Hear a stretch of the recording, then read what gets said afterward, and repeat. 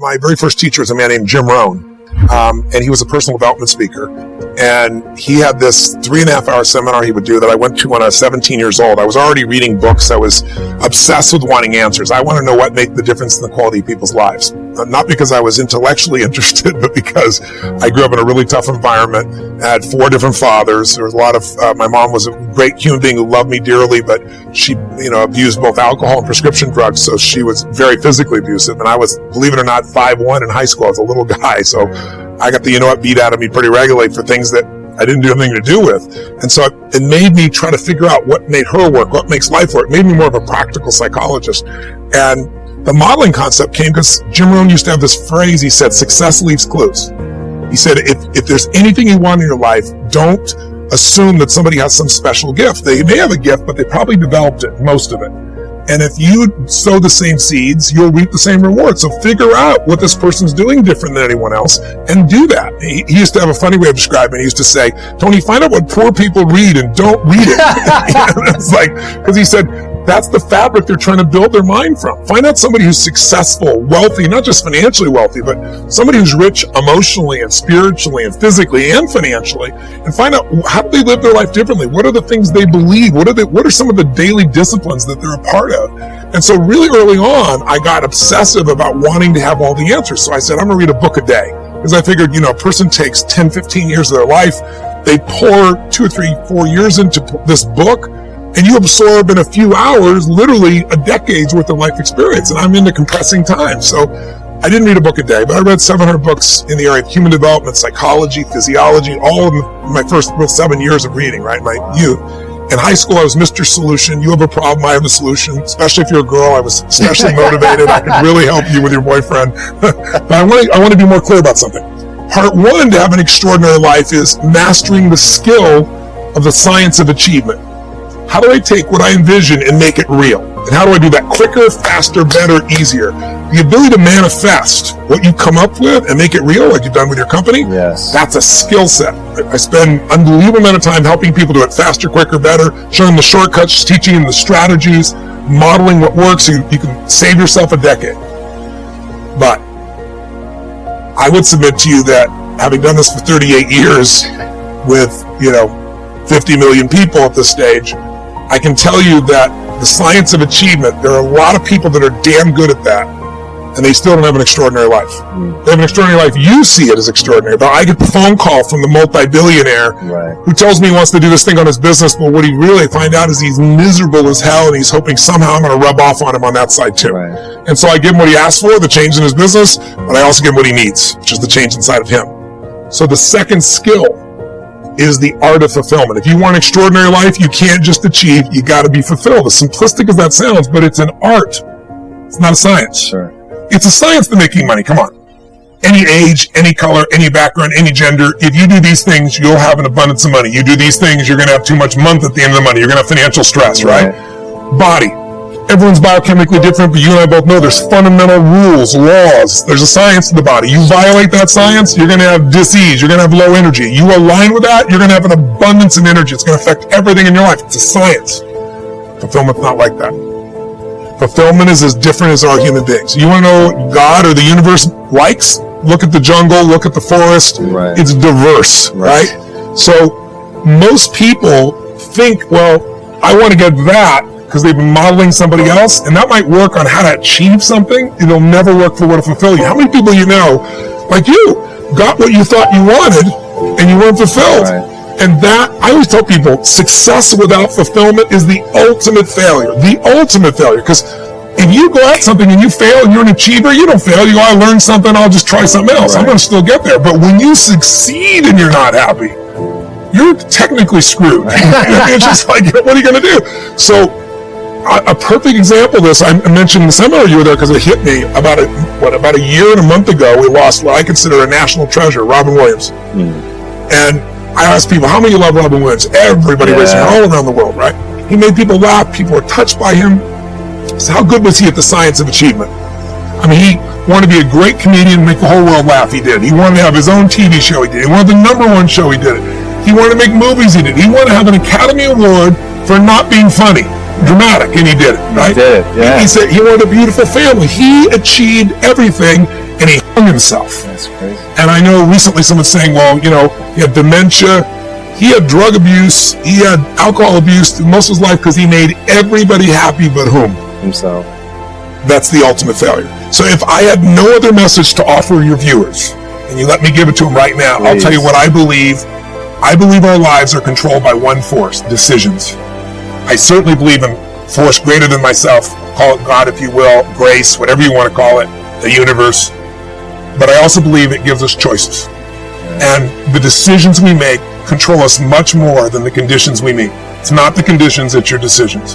Decisions of what to believe, decisions of what to do, decisions of what to give. I say to people, think about, look back 10 years ago, 5 years ago, 15 years ago, and think of a decision you made. That if you would have made a different decision, you'd have a totally different life today. Better or worse, I don't know, but totally different. Right. In your case, if you'd stayed doing what you're doing, you had a lot of money and still been miserable, right? And probably your great lady over here would be feeling miserable because she loves you so much and she'd be feeling your misery, wanting to figure out what to do. But you made that decision. Right. The most important decision you can make above any on the face of the earth is deciding that no matter what happens in your life, no matter what happens, you're going to live in a beautiful state. And what the hell does that mean? It means that you're not going to suffer. It means a beautiful state is that you're going to be happy. But that's only one. Or you're going to feel creative. Or you're going to be passionate. Or you're going to be in awe of something. Or you're going to feel love. Any state that's a beautiful state is really the core essence of who you are without fear. Right? All of our suffering as human beings, I deal with people all the time. I mentioned you off camera, two people I coached yesterday. One's a presidential candidate, and the other one is a rap superstar, right? But both on the same day. And without naming any names, people that have everything, by your point of view, most people's point of view, they have the fame, and they have the love, and millions of people love them, and they have great economics, financial freedom, and they have homes, and they have the fashion, they have everything. They're the shit. I can't tell you how many of them are miserable. Right. The majority are miserable. I'm not bullshitting. I'm the one who gets the phone call from the vast majority. When I say miserable, they're so used to it, some of them don't even realize they're miserable, right. But most do. They get in a place where it's like, how do I keep this up? How do I keep outdoing myself? How do I, I built these 32 companies, how to keep all 32 going and make them all grow every single year. And that's not how life is, right? Right. And then they worry about what will people think, what will they do? So the decision to say, I am not going to suffer. That if suffering arises, pain's one thing, suffering's another. Suffering is when you're like, I'll give you an example. A friend of mine is a very famous Indian industrialist and billionaire guy. And he just recently took a sport in India that's been around 2,000 years that almost every village child plays, and he turned it into a professional sport. No one had ever made a professional sport 2 years ago. He invested, I don't know, I'm making the number up, $20 million in it. In 2 years, the sport is so successful in India that 500 million people watched the finals. That's amazing. 2 months ago. 500 million people, right? So 500 million, that's how it is in India. And people are saying this is going to be as big as, for them, cricket is the ultimate thing, right? The biggest cricket. So his team valuation, I'm making the number up, I think it's gone to like $500 million in 2 years from, $25 million. And his team is number 2 in the whole world, right? Wow. He's got these great players. So I'm with him, and he gets a phone call. And he's just got them telling me about this great success and where it is and how proud he is and how everyone goes to games and people are so thrilled and it's just become this movement in India and he created, he's so proud of it. And he gets this phone call, and the phone call is from his management team telling him that one of his competitors has just offered 4 times as much money as he was offering to his top 3 athletes who are the core of his whole team. And of course, they all took them, right? And he was so angry. He was like, I can't even believe this. These guys were working in shops, and I brought them here, and I made them a star on national television, and they had no loyalty to me. And he's suffering. And the way you suffer is you focus on yourself. Suffering comes when we obsess about ourselves, what we're getting or not getting, what we should have done, what others should have done for us. It's the me game. Suffering could be worry, it could be anger, it could be frustration. It's anything that takes you out of a beautiful state. And here's what people don't get. You can end suffering. by stop focusing on yourself and focus on something you want to serve greater than yourself. Your children, your wife, your mission, your life. You can get out of it in an instant because the nature of the human mind is to constantly compare things. Your mind, your brain is a 2 million year old device, and it is not designed to make you happy. It's designed to make you survive. Right. And that's why it's always looking for what's wrong. It used to be what's wrong, a saber-toothed tiger, so I can protect myself. Now people are worried about what people think about them, or do they have enough money when 2/3 of the planet lives on $2 a day, and you're making $38,000, you're rich. The poorest of the poor in our country are considered rich. I'm not saying they should stay that way. Right. But you can only build on success. And so my view is, if you're watching, if you're listening to this, my goal would have you consider something. Life is short. We don't know how short it's going to be. But it...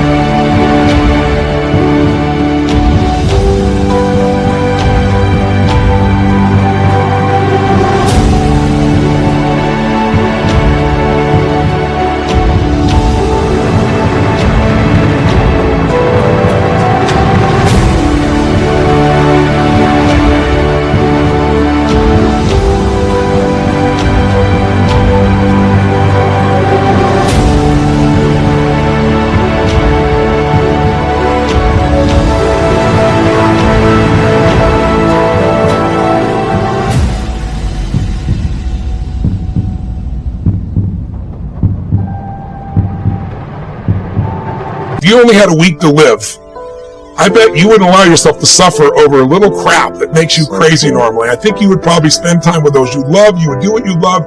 You'd take awe in a sunset. You'd smell the air. You would take in everything in those final moments that you possibly do. So my thing is, why wait? Right. Why wait? Why not just decide that if I start to suffer, I know the solution, because suffering is me obsessing about me.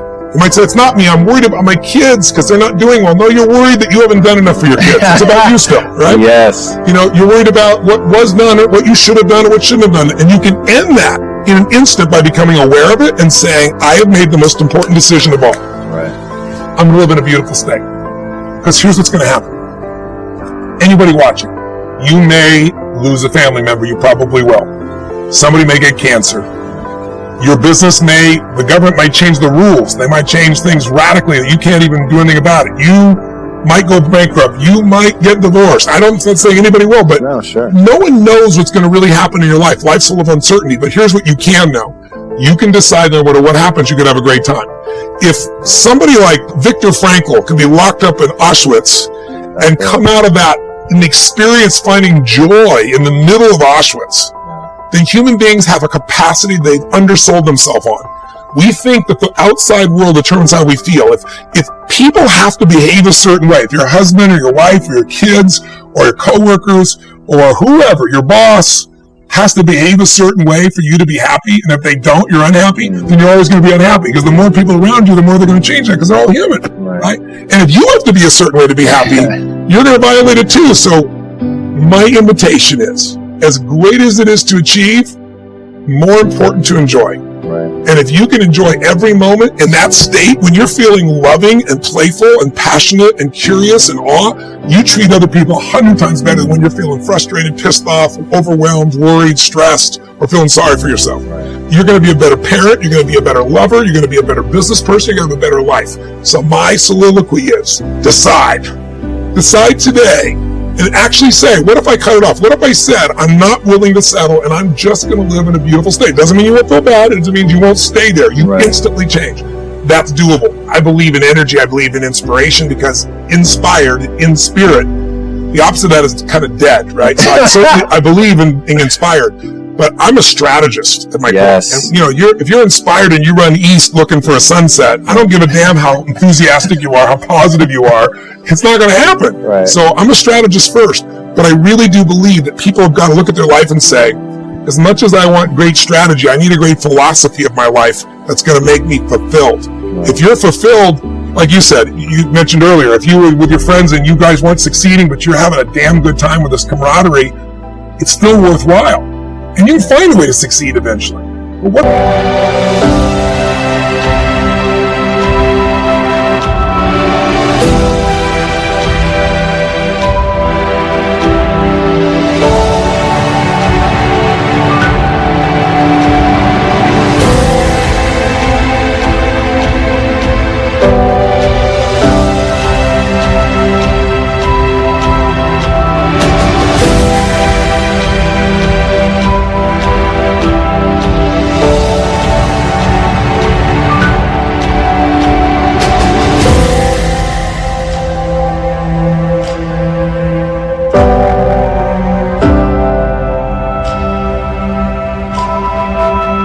hell is success?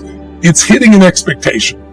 And I always tell people, man, trade your expectations for appreciation, and it's a whole new world instantly. Yeah. If you can appreciate this moment, if you can't find ecstasy in this moment, in a conversation with a friend, and looking in your wife's eyes, being with your children, going on a run, if you can't find ecstasy now, I'm here to tell you, more money, more people, more love, more business, more anything is not going to give you more ecstasy. Right. If you can't do it here now, you're not going to do it there when you got more. So why not do it now and have a rich life right now? I tell people, money, that's one thing. Like having financial abundance, there's skills. That's a science. But wealth, it's a decision. It's like you can be wealthy right now. I live in Fiji a good portion of the time. There are these villagers there. They're the richest people I know. They're happy. They laugh. They love. They don't give a damn about the economics. Other people say they're poor. When I first went there, I was trying to do things for them. They're like, what are you talking about? I'm so happy. Wealthy people come over from the United States and they go travel around and try to figure out what to do, and they're going to spend 9 years to do this and this and this so they can finally sit down and be happy. And the gene guy goes, why don't you sit on the beach right now, dude, and experience it? Why spend the 9 years? Why not have it now? That's my invitation.